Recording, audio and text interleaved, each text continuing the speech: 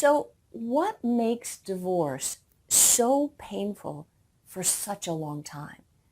And why do some people get stuck in the pain of divorce for years, sometimes decades after their divorce is over? And most importantly, what can you do to shorten the amount of time that your divorce is painful? Because all divorces are painful, but you don't want to stay in that pain. So what do you do? I'm Karen Covey. I'm a divorce advisor, attorney, mediator, and coach. And today, I want to talk about what keeps so many people stuck in the pain of divorce for such a long time. But before I do that, I want to tell you a story. And this is a story of two monks. These monks lived in a monastery in Tibet, and their particular order of monks was very strict. I mean, not only were they not allowed to marry a woman or have intimate relationships with a woman, these monks weren't allowed to touch a woman. They weren't allowed to talk to a woman. They weren't even supposed to think about a woman. So here are these two monks. One is a master monk, an older monk, and one is a young monk. And they're walking along in the forest, and they come upon this river. And that particular day, the river was really going fast. It was swollen. There was a lot of water. It was rushing through. And there was a young woman, and she was stuck in the current in the river. And she saw the monks, and she called out to them, and she said, please, please, can you help me? I've got to get across the river to the other side. My child is on the other side. Can you help me? And without saying a word, the older monk waded into the river, scooped up the young woman, walked her across the river, dropped her on the other side, and came back. And he got off the riverbank. He wrung out his robes a little bit. He got back on the path, and he kept walking. Well, the young monk was astounded. He couldn't believe what he just saw. And he kept walking. They kept walking and walking, and he was thinking about it and thinking about it. Finally, he couldn't stand it anymore, and he said to the old monk, "Master, may I ask you a question?" And the older monk turned to the young monk and said, "Yes, you may."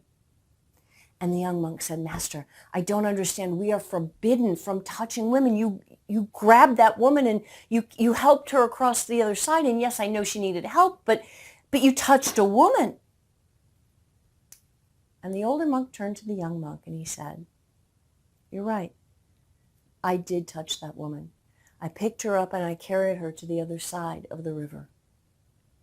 But I put her down on that bank. You've been carrying her this whole way." So what does that have to do with divorce? Every human being, the way our brains are wired, we're wired for story. We take in thousands of bits of information every single second. And in order to know what to do in the world and make sense of the world, we have to filter those bits of information, and we choose what's important and we put it into a story. And then that story gives us meaning. And we tell ourselves that story over and over. And every person who's ever been through a divorce or is going through a divorce has a story about what's happening to them or what happened to them.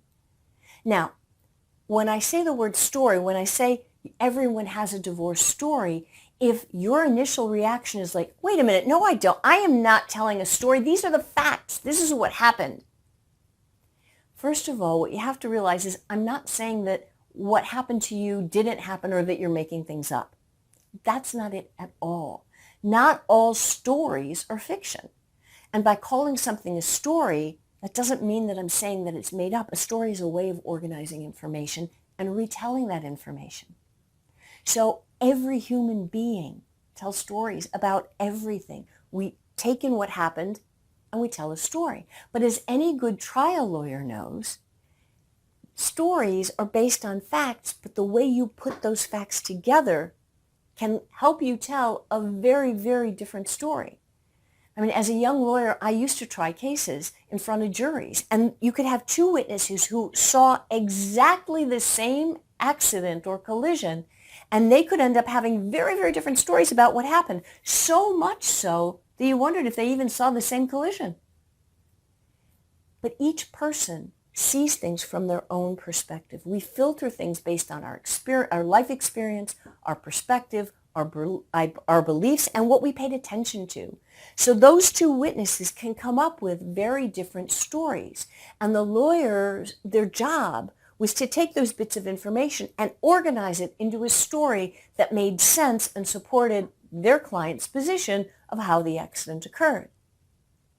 Well, we all do that. When you're going through a divorce, you're getting bombarded with all this information and you assemble it into a story. Well, if that story is, my ex is screwing me over, the lawyer is crooked, the judge is crooked, the system is rigged, I'm getting screwed. If that's the story you're telling yourself, how do you think you feel? How is that story going to make you feel inside? Not very good. But if you take those exact same facts, I'm not saying to lie or to make anything up or to pretend everything is wonderful when it's not. That's not it at all. But if you take the same facts and the story that you tell yourself is that, you know what, this is not going well, this is not how I wanted my life to be, but I am in this and I'm going to get through this. And when you're out of your divorce, when it's past you, when you're past it and you're on the other side, if the story you tell yourself is, I made it, I survived and I came out better and stronger. And yeah, that sucked to go through that. I'm glad I don't have to do it again, but I am so happy for where I'm at now because I learned and I grew.